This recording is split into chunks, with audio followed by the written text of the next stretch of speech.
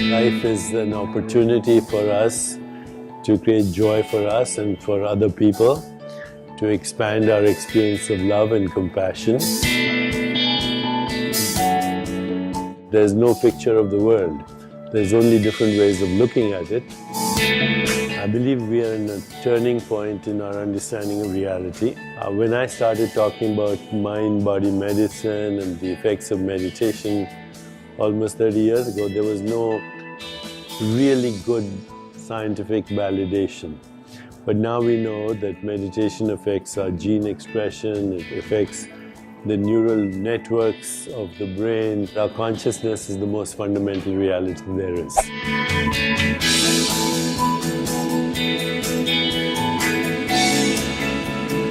You just wrote your 85th book. Yes. You've had many books on the New York Times bestsellers list.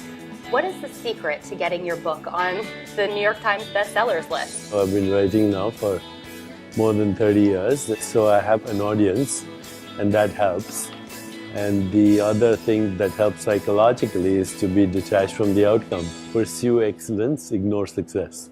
You Are the Universe. How is this different than the other books? What makes it more special? Well, this is the culmination of a lifetime of exploration into the nature of the universe. What is the universe made of? What occurred before the Big Bang? How did it occur? Where did time come from? How did life begin? But most importantly, where do we experience the universe? We experience the universe in the same way that we experience our own body and our own mind, in consciousness. So it's an attempt to combine what we know from yoga and the experience of meditation and yoga and what we know about the cosmos through cosmology and physics. And speaking about the thoughts and our universe, many people just think our thoughts, that's inside of our head. But how do our thoughts impact the universe? Well, thoughts are interpretations of experience in the form of seeing, touching, tasting, smelling, hearing. And thoughts then, depending on the quality of the experience, also cause emotions or feelings, likes, dislikes, but also emotions like love, compassion, anxiety, hostility, anger, depression. All of that shapes our experience of what we call reality, including the reality of the universe. So every experience of the universe, of your own body and your mind, is filtered through what we can call thought. There's no picture of the world. There's only different ways of looking at it. And these ways of looking are influenced by the conditioned mind. You have to go beyond the mind in order to understand reality. So we create our own reality through our thoughts. Yes. What role do we play in the universe? Ultimately, the universe that we experience is the human universe. And that's the point. What kind of universe do we want to experience as human beings? Do we want a more peaceful, just, sustainable, healthier, happier, joyful world? If we recognize that it's our co-creation, we can make that happen. Where do you believe we come from? We actually, as core consciousness, have always existed. What do you believe happens to us when we die if we've always existed?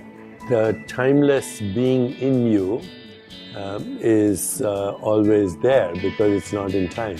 Only our experience is in time. So our body is an experience. You don't have a fixed body. You're a baby, toddler, teenager. You've had so many bodies since this body was born.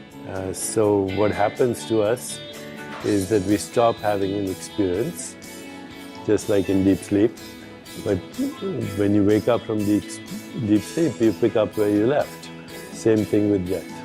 What's the most important thing about life that you've learned through your work as a spiritual teacher? For us to actually collectively create a more peaceful, just, sustainable, healthier and happier world. What's the biggest misconception about life? It's a sexually transmitted, incurable condition with a lot of suffering. We have a lot of C-suite leaders that watch this program. What have you learned about building your brand that you could share with them if they want to take their business to the next step? You should find your passion, your purpose, your strengths, your unique talents, You should express them with deep authenticity and integrity. And there's a need for everything that you have to give. You should be independent of both criticism and flattery, feel beneath no one, and be fearless. And tell a good story, but make sure your story is authentic and that you are living it as well. Meditation is a key part of your life. If someone's having difficulty clearing their mind, maybe before a big meeting, what is your advice to them? I would say if before a big meeting or something like that, you're a little stressed, then sit quietly, visualize the outcome in your mind of that you want in the meeting, and then just watch your breath for a few minutes and take a few deep breaths and then go for it. Hello, I'm Dr. Deepak Chopra, and I want to welcome you to Jayo. Jayo is your personal well-being coach, or as I like to say, your better half. By the way, we have a lot of meditations for stress management, for sleep, for anxiety, for building relationships in our meditation library on jayo.com. One can download that app. Okay, great. Yeah, that's a great app. Thank you so much, Thanks. Deepak. It is so Let good me to know. see you.